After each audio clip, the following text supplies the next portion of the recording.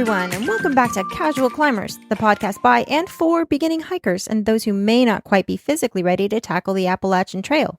I'm your host, Donna Padrick, and alongside me is my husband and adventure buddy, Roy. Good morning. Good morning. So, Donna, in this podcast, we provide our listeners with information, tips, and tricks on how to get into hiking here in the Blue Ridge area. We will cover some of the hundreds of trails in the various parks and forests in the region, and hopefully entertain people a little bit along the way. So we're two middle-aged, not exactly in the best shape hikers. Not at all. But we do love the outdoors, and we want to share our hiking experiences with you. In today's full episode, we discuss the Abrams Falls Trail in the Great Smoky Mountains National Park. Donna has a fun fact about Cades Cove, which is right there where the falls are, and we review a nice hotel to stay at near the park that isn't in Gatlinburg or Pigeon Forge. So what do you say, Donna? Ready to get started? Let's go. So here's the Abrams Falls Trail by the numbers. The distance is 4.9 miles there and back, so it's on the intermediate length side of the trails that we cover. The time it took us was 3 hours and 13 minutes.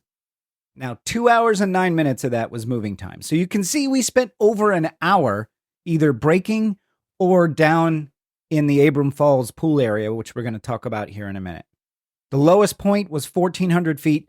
The highest point was 1,650 feet, which is 250 feet of elevation change. But do not let that fool you, folks. This trail goes up and down, and then up and down, and then up and down. It is a constant climb or decline. There was almost no flat parts. It's either up or down the entire way. I was thankful for the flat. There were a few flat parts, and I was very thankful for them, but they were not many. And they weren't long, like 20 yards at most.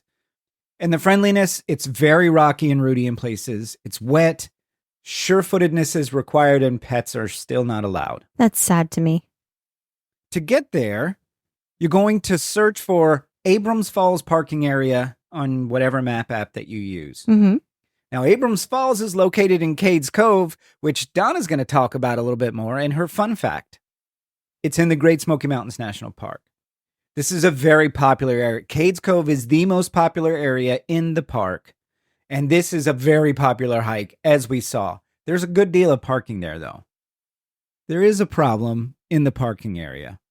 First of all, they do have two permanent porta potties. It's basically porta potties in a concrete building. Yeah. But they are not well maintained. No. It was pretty bad in It's there. horrific. Yeah. So, But if you have any leftover masks from the pandemic that we just had, maybe wear one in there. I swear, and the Park Service does their best, I'm sure. Yeah. But if I had any other option to go to the bathroom, and I considered, I'll just go into the woods. Honestly, this is bad. Yeah. It's pretty bad. Okay, but go in the woods. So here's the thing. In the parking area, there's this field like just off in the distance to the parking area, not the very distant distance. No, it's right across the street. But I'm talking about the field road where there was a bear that was just Yeah, so the parking area as you're coming in is on the left. And just to the right of the road, so the parking area is on the left of the road, and on the right of the road is this big open field where there was a black bear there. Yeah. So, yes. So I don't know how comfortable I would be I think I'll take the chance with the porta potty. I don't know. It's pretty bad. So all of that is to say, listeners, find somewhere to go to the bathroom before you take this trip. But the problem is, no, actually, the best place to go to the bathroom is there is a campground store right before you get into Cades Cove. Yeah. Go there. Yeah. And the store is really great. It's a nice store. There's ice cream. There's a big ice cream stand. That was very popular. Yeah. There's some food there that you can get. You can get salad. Yeah, I got a little thing sandwiches. of hummus. Yeah. And some pretzel chips. And then there's typical gift shop stuff. Yeah. Great Smoky Mountains. So go to the bathroom there before you head into Cades Cove. Right. So that's the bathroom situation. Okay. So let's get to the actual trail. Okay. The trail follows the stream almost the entire way, except you go up and the stream is way below you, and then you go down and it's right next to you. Yes. And then you go back up. Yes. It's way below you. Yeah. And when you're down, there's these different little shoot offs where you can get to. I mean, are we calling this a stream? It was pretty big. It was a babbling. It might be considered a river. I don't know. I would say it's probably what? Something between 25 feet wide in some spots. Yeah. Maybe something between a stream and a river. Yeah. Is there something between a stream and a river? I don't think so. Okay. Well, this is a striver. Donna just invented a new word. This is a striver.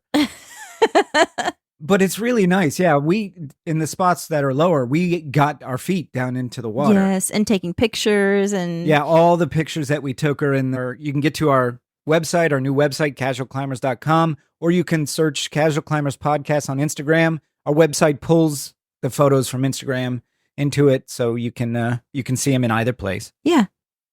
Like I said, it's very up and down with inclines. I feel like you kind of need those little moments where you're putting your feet in the water, taking a little break and seeing that beauty of the striver. I think you need that to spur you on to keep going on this difficult, very, very long. You said that, okay, 4.9 miles, it felt very long to me. It's long. We've done longer. Okay. We've done 9-mile hikes before, but it felt long, I think, just because of the climbing up and then going down and then climbing up and going down. I think that's what made it feel longer. Okay. All right. Yeah. It was also hot yesterday, or when we went on this. Yeah, on this two hike. days ago. Friday. It was mid-afternoon when we went, so it was kind of at the height of it. And so we started sweating right away. Yeah. Before we left the parking lot. Bring plenty of water. Absolutely bring plenty of water, because there's no, unless you use the filter, a survival filter like I had on my water bladder, or that we have in the bottles that we reviewed some episodes ago. There's no drinkable water either at the parking area or anywhere on the trail. Yeah. So, but that water, when you filled up your water bladder with the filter, that was good. It's amazing. I love mountain stream water. Yeah. Yeah. I understand now the concept of sweet water. It does have a kind of sweetness to it. Yeah. Yeah. This was, interestingly enough, the first time that I almost drank the entire 1.5 gallons of water in my bladder. So it was really warm. We sweat a ton. It was totally worth it. So let's move on to the falls area, Donna. Why don't you tell us a little bit about these falls? Abrams Falls. Right. The falls are beautiful. There was a pool. I climbed over rocks and tried to find the best place to get in. You just beelined for this place that was a little bit further out from the falls. I will say this. There are signs that say, at the beginning of the hike, there was a sign that said, there have been 9 deaths at Abrams Falls. And then you get to the falls. It talks about a really strong undercurrent. Don't, be very, very careful around these falls. When we got to the falls, I don't know if you saw this, but the sign said there have been 10 deaths. And I thought, between the beginning of this hike and the end of this hike, somebody died? What? And who changed the sign? Right. No, and it was a permanent sign. Like, it was a wooden sign that had been carved, Yeah. So I did a little bit of research on that this morning. And a guy from Georgia, an elderly man, like 71, died a couple years ago at Abrams Falls. But in the water? All of the deaths happen when people climb to the top of the waterfall. Oh, that makes sense. So it's not in the pool below. Okay. It's when they climb to the top and they get in the water before it falls down, because that water's moving fast. Oh, so yeah. it's just yanking them down. It is a powerful waterfall. I can't imagine doing that. You and I have seen people do this. We have. At Hooker Falls, we saw 3 guys. Yeah. Wading in. I was expecting one of them to just tumble down. Yeah, I told you to start taking pictures and video because took some video I said the insurance company is going to want to know what happened. Yeah, this is for the police report. Yeah. Yeah. That's awful. Thankfully, nobody got up to the top of the waterfall that we went to yesterday, and we did get in the water. It's not very deep. Well, okay, so deepest I found was about waist deep. Yes, waist deep. And we both did the Nestea plunge. I don't know if To our I don't know listeners. if our listeners remember that. The Nessie, that's That's an 80s exactly thing. It's a that's very 80s exactly what I was thinking though. In the Nessie plunge, I videoed you doing it, and you videoed me doing it. You did it first, of course, because I need to make sure that nothing in the water is dangerous or going to eat us. Because like What's going to eat us? I don't know. I'm from Florida. I know there's no gators up here. Yeah, the water's too cold. There are some fish. There were some fish in there. Mm-hmm. Yeah, the water's cold. It's like 60 degrees, maybe. Maybe. Yeah. But you've just done this really hot hike. It felt amazing. It was so good. It felt amazing. Yeah. We stayed there like we said at the top here. We were there for over an hour. Yeah. In the playing in the pool and in the waterfall. Mm-hmm. Yeah. It's incredible. There are plenty of places to sit, plenty of rocks you can sit on down there. It's a very popular hike. You're going to see people throughout. I don't think we went very long on any stretch where we didn't see people, either in front or behind us. Which is nice because I feel like hikers kind of look out for each other a little bit. Like there was this one point where I was huffing and puffing. My face was red. I was feeling my age, and this lady was coming over a bridge, and she looked at me. She goes, "You all right?" And I said, "Yeah, just a little overheated." And she was so sweet. I just needed, sometimes I want to be tough and not take a break, but sometimes I really need to take a break and I need to listen to my body. Yeah, that's a good point. Listen to your body. If your body's telling you to take a break, you don't get any badge of honor for not stopping and breaking on hikes. Stop and take a break. The point of you being there is to enjoy it, right, Donna? Right, not kill yourself. Not kill yourself. Yeah. Now, if you want to hike for the exercise and push yourself, more power to you. But for us, it's about the journey, and we enjoy the trip. And if we, fast walk through, try to beat our record time, I think the enjoyment's gone. Yeah, I'm when we started this journey, you used to tell me how fast we went, how we beat our time, and then you stopped telling me. I didn't even notice until this moment. You've stopped telling me. Have you stopped measuring our speed and our time? No, the app still keeps our speed measured. Okay. Yeah, because you're telling our listeners. That's when I find out how much time we took. But yeah, you have we're still averaging about 2 miles an hour. Yeah. Yeah, it depends on the trail. Sometimes it's 2.3, sometimes it's 1.8. Depends on the trail. Mm-hmm. Also depends on which way we're going. Yeah. Downhill, we typically go faster. I definitely have a different speed for going straight or downhill than I do going uphill. I slow way down. Just my body cannot do it. Yeah, we're doing okay. I don't think we have, I think 160 miles of trails on our legs now. So we're getting pretty used to it. What? This one wiped us pretty hard, and I think a lot of it had to do with just the heat of and the constant up, down, up, down. Yeah. Now, if you've never hiked in the mountains, listeners, going uphill is a challenge because it works your muscles. Going downhill is a challenge because it works different muscles and it works your joints harder. Yes, going down is hard on your knees. I would much rather prefer going uphill. Woo, much? Yeah. Going downhill. So I had ACL reconstruction back in 1998. So a long time ago. Yeah. And going down hurts my knee every single time I do it. And you do it every time. Every time, because we got to give the listeners something, right? And plus, honestly, yeah, it hurts my knee a little bit, but once I'm back on, the ground, it's fine. Well, we don't get off the ground. I mean, we don't have... Once I'm back at we don't have flight yet. We don't have anti-gravity boots. No. We were talking about how anti-gravity boots need to be a thing for these trails. Yeah, need to be a thing. So listeners, just a pro tip from us. If you're going downhill, that's when hiking poles are at their best, because you lengthen them when you're going downhill and you shorten them a little bit when you're going uphill.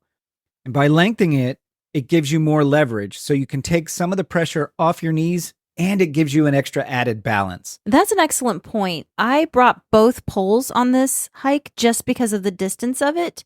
And I'm so, so glad I did, because my arms took some of the exercise off of my legs. Is that the right way of saying that? My arms took some of the stress. Yeah. Yeah, because they're doing some of the work, right? Right. My arms were doing quite a bit. I was pretending I was a giraffe, and I would put the two poles in front of me with my arms, and those would be my giraffe front legs. And then my two back legs had less to do because I was leaning on those poles. Yeah. And going downhill, for me, it's especially great because I can take some of that pressure off my knee and keep balance. Because, a lot of times going downhill, there's gravel and dirt on the ground. So it's not the most sure footing anyway. So having the pole is basically like having a handrail going downstairs. Yes. So that's just our pro tip for this one.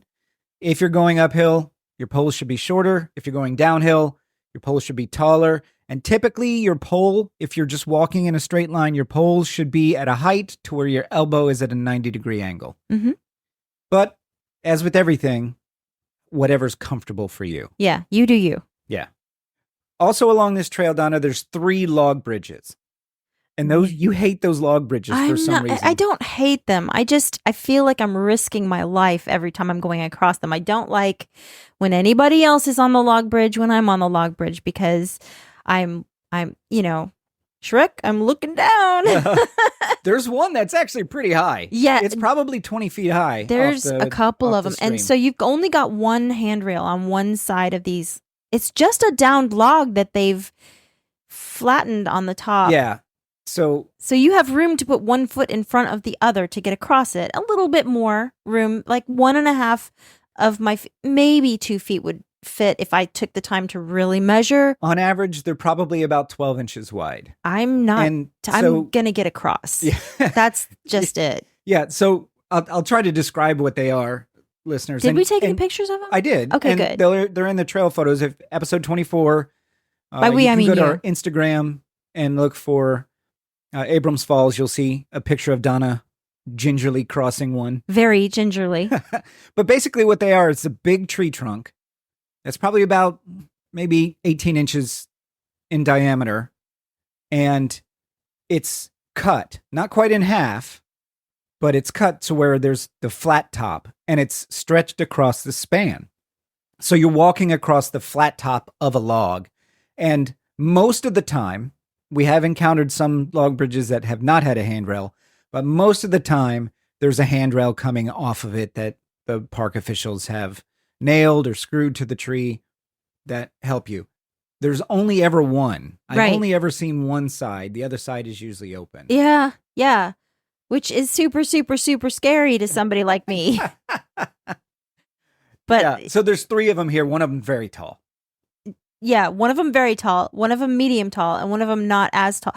But I kind of think that all 3 of them, were I down in the water underneath these logs, I could walk under all 3 of these. I think that they are all tall enough that I could walk under all 3 of these. One of them would have been close to my head, the shorter one. Yeah, maybe. I don't know. I didn't look too closely at I was that. kind of mentally measuring it. They're like the Goldilocks bridges. And I think that they go in that kind of succession where the one that's the closest to the ground, which I said I could still walk under, that one, that's the first one that you could go over. And then the second one's a little bit more. And then the third one's like a lot more. It's real tall.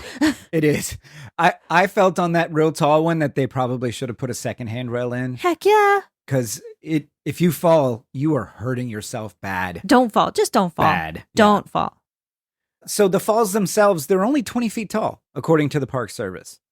Really? Yeah. But that water is the fastest moving of any waterfall I've seen. It's powerful. And I don't know the rainfall recently. I don't know if, I don't feel like. I don't think it's rained any more than average, but Abrams Falls is traditionally a very powerful for one. Being, yeah. So much so that they were thinking about damming it. Back in the late 1800s. No, I think it was like 1930. Oh, was it? When they were making the Great Smoky Mountains a national park. Oh, they were thinking about damming it then? Mm-hmm. To make a lake, like Lake Kiowee or something like, you know how they did that in the north of South Carolina? Yeah. I guess they just... There's plenty of lakes in there, though. Yeah. There's plenty of lakes. I'm glad that some environmentalists fought that, and that Abrams Falls is still Abrams Falls. It's so beautiful. It is so beautiful. Yeah. Just PSA for you guys listening. There are black bears in the area. Yeah. So please be very careful. Don't go off the trail unless you're very prepared. Just stay on the trail. If you encounter a black bear, don't move, make a lot of noise, and 99% of the time, they don't want any part of you. They'll run away. Right. So the biggest thing you can do is if a bear starts showing any type of aggression, just back away slowly, go back to where you were until you have enough distance between them where you can turn around and go away. Yeah, I've read that you're supposed to make yourself look big, so put your arms out and above your head like you're imagine you're maybe a Sasquatch or something. And I've also read that you can talk to the bear and say, "I am a human. I am not food." I don't know. Obviously bears don't speak English that we know of. I think that if you say words like that, I think that's more to comfort you. Probably. I mean, here's the truth. Black bears, they're not typically aggressive to humans. Yeah, unless they get fed right frequently. And then never feed the bears. Right, because you don't want them to equate food with humans. That's right. Yeah. So they're typically not aggressive. Like I said in the beginning, most of the time when there's a bear attack, it's because they're startled, you stumble upon them, or you've gotten close to cubs and mama's coming after you. Yeah, which understandable. Yeah. Protect the babies. Sure. So just keep that in mind if you're taking this trail. Stay on the trail and you'll be fine. And just know that there are bears in the area. Yeah. So the fact that it's a popular trail, I think, makes you safer. I think so too, because the bears are used to people coming in and out all the time. Right. That's where the humans are. You don't go over there. This is what the mama bear is saying to her cubs. Yeah. Yeah. Now, of course, it's a great water source. Yeah. That striver is a great water source. So you will see probably raccoons and deers and otters and beavers and all that kind of stuff when you're there. We didn't see too much wildlife, a bunch of squirrels, obviously, and the one bear in the parking area. And he was just, we just saw the top of his head over the tall grass. He has cute little ears. But we did see driving out of Cades Cove after the hike, we saw two more, right? Yes. Two more? People, you can almost always tell that there's a bear around because the traffic will stop. Traffic will stop, yeah. So Cades Cove Loop is a one-way road that is only 20 miles an hour. Rarely do you get up to 20. Yeah, most of the time you're nudging along. Yeah. But they have deer and they have elk there and bear and all kinds of wildlife. Now, in the middle of the day, none of them were out, except for those two bear that we saw on the way out. Well, but it was much later in the day. They were coming out. I think it was after 5. Yeah. When we got there, yeah. When we left. So overall, Donna, would you recommend Abrams Falls Trail? I would, just for the Nestea plunge under the waterfall. That was really amazing. The waterfall itself, so powerful, so beautiful. Just be mentally and emotionally prepared for a long, arduous, is that the right word? Arduous, you were right. Yeah. Okay. Yeah, hike. So it is a challenging hike for sure. Bring a lot of water.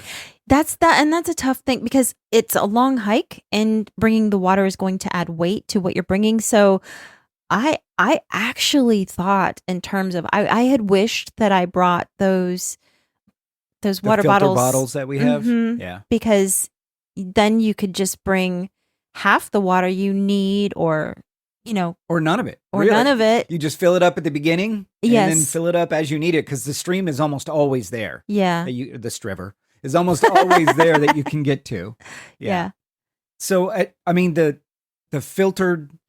Now, I want to say this. This is not a Brita filter that we're talking about. Right. Several episodes ago, we posted a review of these survival filters. These filters are designed to drink lake and stream water. That's what they're for. It filters out microbes. It filters out any of the bacteria, any of the algae. It's designed for survival in mind. Even with that, I still only want to get water that is fast moving, water that is a mountain, stream or river, striver. I would never drink flat water. Like the lake in Montreat that we did 2 episodes ago, Uh-huh. I would not drink that water, even with the survival filter. Right. And we didn't talk about this on a podcast because this wasn't hiking, but we did do some tubing on the Saluda River in Greenville. Here in Greenville, yeah. Yes, and that water, No, that water's brown. No, Yeah, no, I wouldn't drink that either. I mean, even with a filter. Yeah, even No, with a filter. I want it to start out being like clear, at least. At least so I can see what's down there. Mhm. Yeah. Another thing I want to point out is that the last 2 hikes I've done, maybe 3 hikes I've done in my water hiking shoes that we got from Sam's, the Eddie Bauer, Mhm. the men's hiking sandals. There's actually hiking sandals. I did not wear socks with my hiking sandals this And you time. paid for it. I paid dearly. There was Yeah. a part of my inner, Ankle. yeah, I want to say ankle. It's below the ankle, but it was where, because it has a Velcro strap where which is really nice because you can sometimes Easy to get on and off. Yeah. hmm But I'm going to wear socks with them at all times from now on when I'm hiking. Even if I plan on, which I do, plan on putting my feet in the water, I'm still just going to wear cotton socks with them. They will dry. It'll be fine. Yep. The coolness of the wet socks is kind of nice, and it will protect my feet from getting blisters that pop open and bleed. You had worn your socks, and I think were we halfway, not even quite halfway out, and it was hurting so bad that we were not quite halfway back. So we Right. had already done all the way there and then halfway back. Mm-hmm. With you not having any kind of protection on your skin. Yeah, and it was too much for me. Yeah. So I'm going to have. So like a gentleman, I gave you my socks. You did give me your socks, and that saved the day, and I appreciate you so much for that. That was the most gallant. Chivalry's not dead here. It is not. Not dead. I was so thankful for those socks. Thank you. I'm going to keep socks and Band-Aids and maybe some moleskin in my backpack In the now. backpack, yeah. Yeah, that's something that is going to be included. I may look for some quick dry socks. Yeah. Because we do have the scuba socks, Yeah. but they're thick. And they're too hot. And they do keep, that's what they're designed to do. They're designed to keep moisture in and out. Yes. But yeah, I think I'm going to look for some quick dry socks. Something. Yeah. The socks that I have, they're just regular old cotton socks. Which, hey, if you've got nothing, that is No, something. they're great. Yeah. That is, I can't tell you, listener, how thankful I was Yeah. for my husband's chivalry in that moment. Yeah. No, I felt like a knight in shining armor. You were a knight in shining Giving armor. you my 100%. Oh, all right. So yes, Don and I would both recommend this hike if for no other reason that getting to it through Cades Cove is beautiful.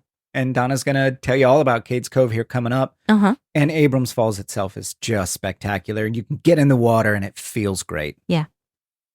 So this week's fun fact, I'm doing a little bit different. It's not a story about one particular person in history, which I do like to do those. But this one, since we did Cades Cove, Abrams Falls at Cades Cove, I wanted to do 6 fun facts about Cades Cove. Okay.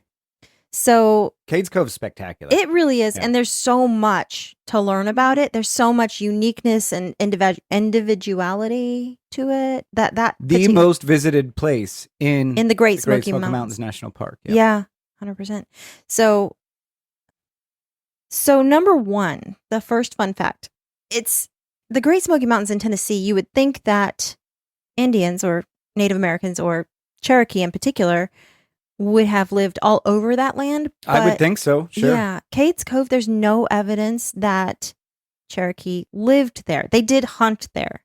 Okay. But no evidence of any permanent settlement or anything Right, like that. exactly. Interesting. Yeah. Because it seems perfect for that.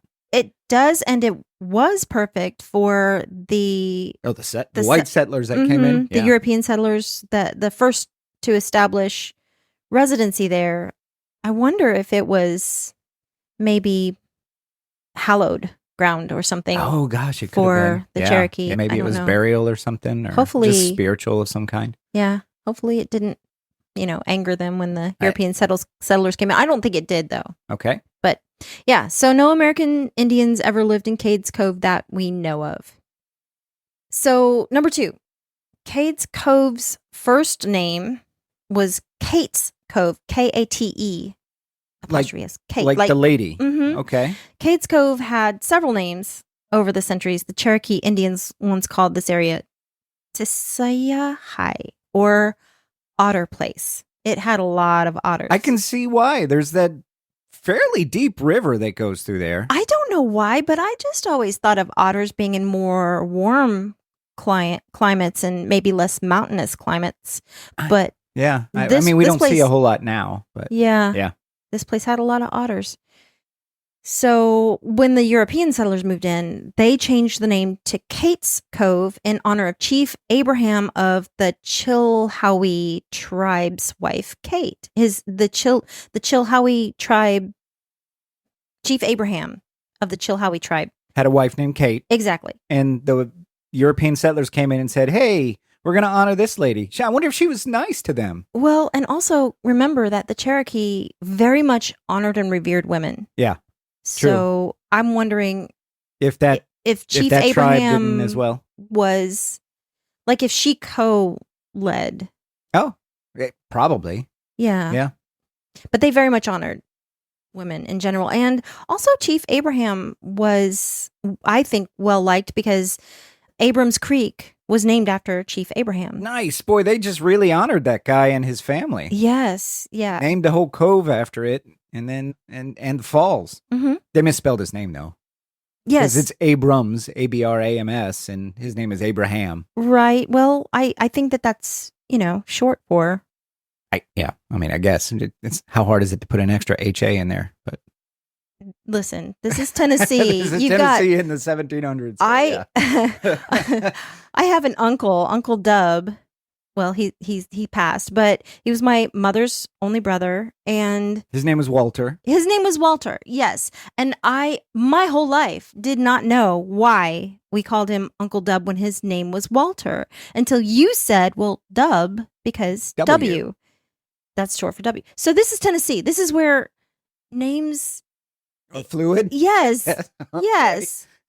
I don't even know if my mom really thought about why he went by a Dub. Why Dub was Dub. That's funny. She probably did. She's a very smart woman. She's sharp. Yeah. So the third. I love hearing her stories, by the way. Yeah. Norma, if you're listening, I love your stories. Yeah, we both do. Yes.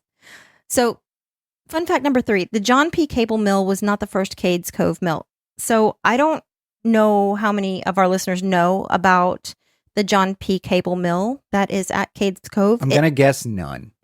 Well, some.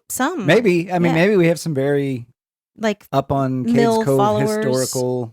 I don't know. People. This is an actual functioning mill. It's a grist mill, right?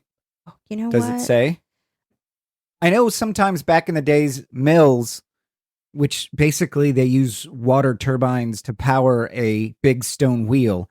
They used it to ground flour and corn, but they also used the turbine power to do like saws and stuff like that. So some of them pulled double duty, like the one in Pickens. Yes. Mm-hmm. Yeah, there's no denying that the cable mill is the most popular mill associated with Cades Cove. But mainly it's because it's the only one still in operation. But it wasn't the first. Robert Shields, a Revolutionary War veteran of Virginia, purchased 1,600 acres from William Tipton in 1831. And on this land, Shields built the first overshot water-powered grist and flour mill in Cades Cove with the help of David Emmett. Shields is also responsible for helping build a bloomery forge to produce a lower grade of iron in the area. Wow. Yeah. Go Shields. Yeah. Yeah. Also, it's crazy to think Revolutionary War veteran. Yeah. That's nuts. Yeah. Yeah. Well, yes. And I'm going to get into how Cades Cove was. Oh, yeah? Instrumental in the Revolutionary War and the Civil War. Wow. You know, Tennessee is the volunteer state. It is. And so we had a lot of people that volunteered for the Union mostly and the Confederacy both. Mm-hmm. Yeah. Yeah. That's interesting because it's such, like, if you've never been to Cades Cove, listeners, it's so isolated. Yes. It is so isolated. It's surrounded by mountains on every side. Mm-hmm. So I could totally see how if you lived there, you would be cut off from the rest of the world. Could be cut off. Yeah. But I think that there was travel between, like, that was a stop. Well, they would have had to Mm-hmm. go to Knoxville. Yeah. Yes. Also, some of the historic buildings in Cades Cove have been moved. We read that as we were going through. Yes. So the John P. Cable Mill, that one is in its original location, but other buildings in the complex were brought in from elsewhere in the park, which makes it nice because when you're driving that loop, then you don't have to go here, there, and everywhere to see all these All historic. throughout. Yeah, because there's 3 churches that are in Cades Cove and a whole bunch of homesteads. I know the John Oliver homestead was not his original homestead. That was his son's. Yeah. That was moved. Yeah. Yeah. You read the whole. I did. I read the book. Yes. Yeah. So you have different facts have stuck inside your head than. Yeah. None of these facts were mentioned that you've talked about so far. Yeah. I'm really glad though that you have all that information in your head because I love to learn. It'll fall out. It'll fall out in a week or so. So buildings that were moved include the Gregg Cable House, originally located on Forge Creek Road. The Gregg Cable House was originally built by Leeson Gregg in 1879 after he bought an acre of land from John P. Cable. Gregg lived in this building with his family while operating a store out of the first floor. Sweet. Yeah, that sounds like a sweet little life. In 1887, Gregg sold the house to Rebecca Cable and her brother Dan, children of John P. Cable. The siblings continued to operate the store on the first floor for roughly 8 years before turning the home into a residence/boarding house. Oh, so they made it kind of little hotel type thing. Yeah. Nice. Yeah. Both the blacksmith shop and the visitor center were built after the blacksmith. Hang on. They were built after the Great Smoky Mountains National Park was established. That being said, the blacksmith shop does replicate the type of structure that one would typically see during the time of the early settlers. Okay, so at least you get an idea. Mm-hmm. Yeah. Yeah. So I do want to get a little bit into the Revolutionary War and the Civil War. While the area was used by the Cherokee for hunting, we already discussed that there's no evidence of permanent structures. Cherokee settlements.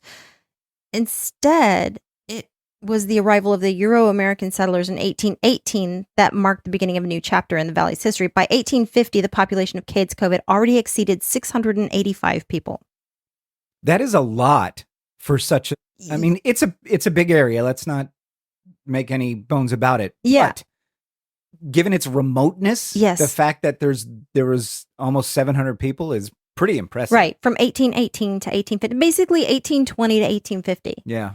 So we're talking 30 years of just for that size, massive population growth. Right. Yeah. I'm thinking people came there and then they were like, hey, Billy Bob, hey, Sally Sue, hey, Yeah, in the book that I was reading, one of the original people who, quote, founded Cades Cove just literally went out and evangelized Cades Cove and sold property to people. Yeah. It's really kind of funny to me that he just found the place. Yeah. He did not buy it. He found it and then started selling it.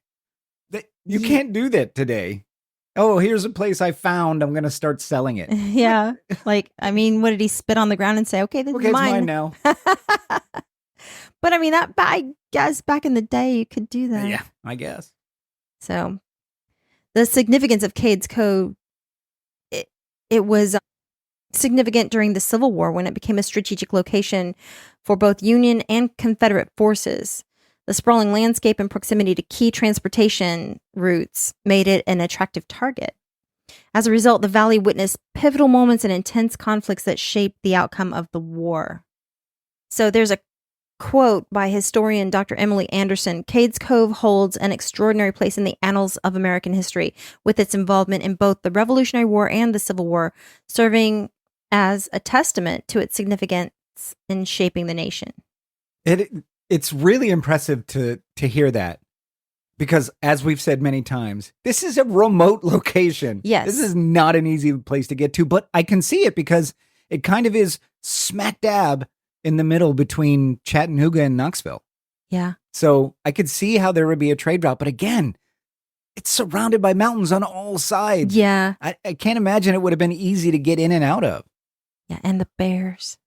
Yeah, and the bears. Bears that are still there, yes. by the way. Well, yeah. I mean, maybe not the same bears. Maybe these are relatives. I'm choosing to believe the same bears still live there. I don't know what the 200-year-old bears. span of a bear is, but 200 years. I'm pretty sure that's not. I am not a zoologist. Okay. But I'm pretty sure a bear lives 200, 300, maybe even 400 years on the outside. Okay. All right. We're going to just move on from that. Yeah. I do want to pick your brain about, I know that there's a story inside your head because you started telling me, and I tried to find information on this girl, but I couldn't. And it has to do with the Civil War. Was it the Civil War or the Revolutionary War? This girl that was kind of like the gatekeeper of Cades Cove, and she had a horn that she would blow to notify. Oh, this was during the Civil War. Yeah. Yeah. Mm-hmm. So she was like, it was her job. And we're thinking what? This girl was maybe 16? She was very young. Yeah. Yeah. She was very young. I don't think they gave a last name, but yeah. So basically she was, as most people there were, a farm worker. Mm-hmm. Her family had property there, but her property was the closest to the entrance. And so anytime there was Confederate soldiers, because Cades Cove was almost entirely Union at that point, or at least pro-Union. Anytime Confederate soldiers would be seen, or she heard from like the mailman or whatever, traders coming in, she would blow the horn to let the other people in Cove know Confederates were on the way. Yeah, like almost like the British are coming. The British very much like that. Yeah. Yeah. So you in your reading, there was a man who stayed there for a while, and he was a guest at Cades Cove, I think, and he wrote about it. And I think you said that he had asked her what she would do or say if someone tried to take her horn away from her. Yeah. And she basically said, I would tell them to go to hell. Yeah. And that's a hard lady. Yeah. That's a hard lady. Well, young lady. And then, and he was like, I think it was funny to him because he was like, well, most women of the day were soft-spoken and respectful, and not to say that she wasn't respectful, but she could hold her own. Yeah, she wasn't putting. She could be trusted with that job, and I think he said, "I fully believe she'd have done it too." Yeah. I bet she would have too. I love that story, and I wish I could have found out more information. Yeah, on her. Unfortunately, the history of Cades Cove is mostly oral tradition. Yes. So, well, we're going to keep that story going because that's a pretty fantastic great story. Yeah. Yeah. So yeah. Cades Cove, we've already discussed, is the single most popular destination in the Great Smoky Mountains National Park with over 2 million visitors annually. I believe it, just based on the traffic that we faced when we went in. Yeah, and let me just say, with bears around, I'm kind of glad for a bunch of people being around because you think? Yeah, because they make. Yeah, but bears typically don't want to mess with you. I think they're more likely, afraid of humans than we are of them. That's true, but I think there's more likelihood of a chance encounter where the bear would be brave around just a few people. Maybe. I don't know. There were people in the parking area that were taking pictures. They got way closer than I would have to the bear. So the bear was right across it, like we talked about in the trail notes section. It was right across the parking lot, right across the road that comes into the parking lot. There was some tall grass, and all we could see was like the top bear's of his head. Yeah, we saw his ears and a little bit of his face. He was beautiful. He was, by the way. or she. But now, to be fair, this grass was probably 4, maybe even 5 feet tall. Yeah, it was tall. It was grass. tall grass, and you could still see the top of his head or her head. Yeah. And so that was not a little tiny bear. That was not a cub. And I was fine looking at it from 50 yards away in the parking area. Yep. But there were people getting 20 and 30 yards close to it. I was like, nope, that bear can close that distance real fast. So here's the thing. I think that the reason that you're going to see more wildlife in Cades Cove is because of the fact that Cades Cove is the only section of the national park that closes at night. They close the gates. There's no people in there at night. So, which is a good thing. Yes, so that the wildlife animals can breathe and move around freely. Yeah. Yeah. It's their turf. And has been since the beginning of time. Yep. The gate at the main entrance of Cades Cove closes at sunset every night. So if you are there past sunset, don't worry, you're not going to be stuck in the area all night. If you happen to find yourself in Cades Cove, I would try very hard not to be stuck in there after dark. Yep. But if you are, there is another exit on the loop road that you can take. I don't know exactly where it is. Yeah, you can find it, but our advice is don't be late. Yeah. Get out if it's getting to be sunset, I mean, when we were exiting our hike, Abrams Falls, we saw people coming in, and it was late. Yeah, it was 5:30. I want to say, yeah. I kind of worry for those people. I hope that they made it out and didn't get eaten by a bear or mauled by a bear. And we probably would have heard about it. Did we look into it? No. So how are we going to hear about it? Somebody's just going to I would think if there was a bear attack in Cades Cove, it would have made the news. The news here in Greenville? I think so. Maybe. I think it would have made national news. Look at the shark attacks that are making national news. That's true. Yeah. Yeah. And our old stomping ground, New Smyrna Beach. Yep. Okay. All right. I'm with you. All right. Nobody got attacked by a bear. No, I don't think so. All's well. Bear attacks are so rare. Yeah, bears are so rare. They're beautiful animals, but they are not Winnie the Pooh. No, they're not. Not even the cubs. Cubs will bite your hand off. Yeah. They don't know where the food ends and your hand begins. Yeah. So stay away from them. Yeah. Okay. Well, that's my fun fact. Nice. Yeah, Cades Cove is incredible. There's so much history there. There's so much to look at and do. It's easy to see why. There's more. There's more information. Oh, yeah. There's so much. There's an entire book that talks about moonshining that went on. Yes. Talks about I what was going to talk Depression. about the moonshining, but it got depressing. It got dark. Yes. It did get dark. Somebody's barn got burned down because he told the officials about the moonshiners. People died. Yeah. Guy had to sleep in the barn with his gun. Yeah. It got weird. Yeah. There was a lady writer who kind of romanticized the moonshining as if it was the only choice that families had for making money, and that just wasn't true. You could farm, there was honest work, and most of the time if a husband or father was a moonshiner, he also imbibed, partook, whatever. There was no social drinking back then, so if you were a drunk, you were a drunk and you were in the criminal activity.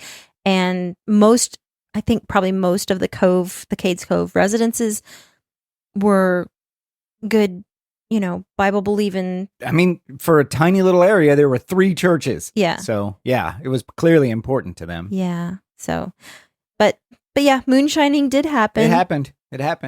And I just chose not to focus on it. It's okay. Well, thanks for that fun fact, Donna. Let's get into the review of the hotel that we stayed in.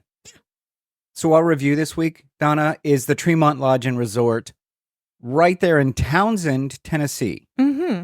So this place was literally 15 minutes away from where we were in the Great Smoky Mountains National Park in Cades Cove. It was amazing how close it was. Yes. Yeah, you can't get much closer than that. 15 minutes is like 4 miles because they're windy mountain roads. It was really, really close. Yeah. So to get to the Lodge and Resort, you're going to go to 7726 East Lamar Alexander Parkway, Townsend, Tennessee, 37882. And the website is www.tremontlodge.com, and Tremont is spelled Tremont. Mm-hmm. So the first thing we should probably talk about is the price. The rooms start about $100 a night, which is really good for being right outside the Great Smoky Mountains National Park. Right outside of Cades Cove. Yeah, it's incredible. I think if you want to get closer, you'd have to camp. You'd have to camp. That's the only way you could get closer. Yeah. It was kind of crazy because when we got there, we went to the office and they're like, "Oh, you're in building 7." Mm-hmm. And they're like, "Where's building 7?" "Oh, you go down the road." Yeah. And get to it. It's definitely like a dozen buildings in that hotel resort complex. It's not something that you would walk to. You definitely drive to your building. Don't think that you're going to park near the office and get to your unless you're staying in the office building. Right. Yeah. Which I guess would be building number 1. Yeah, I guess. Yeah. The building layout can be a little confusing. They have a little map that they can give you there. Yes. So we were in building 7, and the 7 on the building was facing away Safe as from the us. highway Yes. when you come in from the opposite direction. Right, you're coming in from a side road, and so it would be nice if there was a 7 on the building that on the broad side of the building that you're driving. You're like, where's buildings? Where's building? My clue was that I think we passed building 6 and it was the same thing. Yeah. As you pass it, you realize, oh, there's the 6 behind us. So then I knew where to look for the 7. Yeah. All that being said, this is a nice complex. Yes. They have an outdoor pool, an indoor hot tub. The breakfast in the morning was better than what you get most hotel breakfast. Yeah, and there was care, right? So the guy that was in the office when we came in for breakfast, he was making a pot of coffee in the reception area, the waiting area, and I saw the coffee and wanted to make it. And he's like, oh yeah, you could have some of this, it's going to take a minute to make, but we also have just made coffee in there with the rest of the breakfast. And I was like, okay, good, coffee. Yeah. They had a little coffee. They had one of those individual Keurig things in the room, which was nice, but that coffee's never going to be as good as what you can get if it's freshly brewed. Right. Yeah. They can host weddings and other events there. This is a big property. Mm-hmm. It's a big property with a lot of buildings. We didn't try out the pool. I forgot what building the pool was in. It was by building 3. Okay. So again, probably you would want to drive to where the pool is. You could walk, but it's a little bit of a hoof. But there's a lot of like grassy areas between the buildings and it's just pretty. You definitely feel like you're in the mountains. You're in a rugged, I don't know, kind of. It's a very rural area. Almost like a log cabin-y feel to the. They did kind of have a log cabin. They're 2-story buildings, and we didn't see any elevators. I think there's stairs only. Which is fine because you can ask for a first floor room if you need to. Each room has a little balcony. Even the downstairs has a little fenced off balcony. No, not every room at the hotel has a balcony. Okay. Just the ones that a lot of them do, the ones that we had do. They have 2 queens or a single king bed. The rooms were clean. I felt the rooms were really nice and clean, very well apportioned. There's not a whole lot of bells and whistles. Right. But, for $100 a night, I certainly didn't expect bells and whistles, but it was clean. The AC was cool. The bed was comfortable. The pillows were soft. Yeah. So no complaints. It was far from a murder hotel. Yeah. There was nothing. I felt totally safe there. Yeah. The area of Tremont itself, there's not a whole lot going on. There's a few restaurants, one small grocery store. There was a coffee shop because after we left breakfast and I realized, I haven't had enough coffee, we went to a coffee shop that was called Townsend. Yes, Townsend. So it's in the town of Townsend. Yeah. And then it's on the edge of town. Right. Yeah, it's actually at the yeah. end of Townsend and called Townsend Coffee Company. And they were really they were pretty great. It was a cute little independent coffee shop. Yeah. I didn't get anything there, but you did. Yes. And you liked it. Yeah, very much. They would have, the specialty if you have any lactose sensitivities. They're the ones that are going to have like the oat milk or the almond milk or the whatever. Yeah. Yeah. So like I said, there's that one highway that goes through there, the Lamar Alexander Parkway. That's pretty much the only big road that goes through the whole town of Townsend. Yeah, we stopped at the grocery store. That this is a small grocery store. And I mean, it was a nice. We found what we needed, but we did. But we were also kind of thinking about getting a selfie stick, and so we were thinking, where's the nearest Walmart? And I think the lady said that it's like 20 minutes away at a different. Was it 20 minutes or 20 miles? I can't remember. I think she said 20 minutes. Okay. But on the highway going 55, it probably is both. Okay. Yeah, true that. Yeah. So would you recommend staying here again? Yeah. You and I would definitely stay here again if we're 100%. going there. Yeah. So from Greenville, South Carolina, where Donna and I live, Cades Cove's about 4 hours away. Right, which is the tipping point for staying overnight. Mm-hmm. Especially, we were doing one hike on Friday and then doing another hike on Saturday, and so in the same area. So that's another reason why we wanted to stay overnight. Because that would have been. We didn't want to do a long hike. A 3-hour hike. Drive 4 hours. Do a 3-hour hike. Do another hour hike, and then drive 4 hours again. That would have been. We are unfit hikers, by the way. It would have been unenjoyable for us. Yeah, and that's not what we're doing this partly for the listeners to give them information, but partly also to stop and smell the roses. Yeah, to enjoy it. There's no roses out there. No, but there were some rhododendrons and a few mountain laurels left on the trees. Mm-hmm. Yeah, but they don't smell, unfortunately. Something does smell good out there. Something is in bloom and smells good. Yeah, which is probably the reason why I need to take an allergy pill. Probably. So yeah, Donna and I both recommend Tremont Lodge and Resort. They're in Townsend, Tennessee. Look, if you enjoy Gatlinburg and Pigeon Forge and all the hustle and bustle, touristy stuff they have there, good on you. Yeah. By all means, this is there. not for you. This is not the place for you. This is quiet. Yes. You don't really see your neighbors. No, I enjoyed staying there, and honestly, I think we will stay there again when we visit the Great Smoky Mountains National Park, because yes, from here, from Greenville, you can get to the entrance of Great Smoky Mountains National Park in 2.5 hours. Right, but that's like at Cherokee, North Carolina. Yeah, that's not. Cades Cove is another hour and a half, 2 hours. Which is a beautiful drive. Absolutely. 100% recommend it. Yeah. So we recommend it. So if you're ever in Townsend or thinking about going to Great Smoky Mountains, check out the Tremont Lodge and Resort. Yeah. So that's our show this week, guys. Abrams Falls Trail in Cades Cove at the Great Smoky Mountains National Park.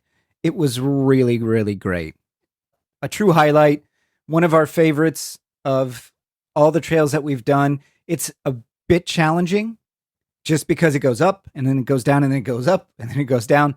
It's a tough trail to hike, but I think Donna agrees, well worth it. Yeah, definitely do the Nestea plunge. Yeah, oh, absolutely. The water's not deep, about up to your waist, but totally feels great after that long hike. We also talked about some fun facts about Cades Cove from Donna, and there's some really interesting, I mean, the history goes back 200 plus years, so there's a lot of really fun stuff to do, and you can still see the history today if you go to Cades Cove, because many of the buildings, 3 churches are still there, and you can walk in them and look at them and kind of get a feel for what life was like in the early 1800s up till the time it became a national park. Yep. And if you stay in a hotel in Townsend, you can explore. There's definitely enough to do. 2-3 days. You could easily spend a week in the Great Smoky Mountains National Park and still not do everything. Yeah. Easily. Yeah. And so thank you for bringing that up. Our review was Tremont Lodge and Resort in nearby Townsend, which is not that far, minutes away from Cades Cove. And in our opinion, a way better place to stay than Gatlinburg or Pigeon Forge. Yeah. Yep. So thank you so much for listening. Please subscribe to us in whatever podcast app you use and be sure to leave us a review because that's how our show grows. Feel free to check out our trail photos at casualclimbers.com. And if you have a question, comment, or just want to drop us a line, you can reach us at casualclimberspodcast@gmail.com. So, Donna, I want to revisit this bear lifespan thing. I know you were kind of picking on me about bears living 200 or 300 years. Was I picking on you? You were. I felt the judgment. And quite frankly, I don't appreciate it. Yeah, it's just... I think we need to have a discussion about the nature of our association. You're a smart man. You cannot believe that. There's a lot of magic in the world, Donna. There is. And if you discount magic, I would close your eyes. I would never discount magic. Right. Which is why I am always amazed by you. All right. So we will let that patronization end the show. So everybody, we will see you out on the trails. See you out on the trails.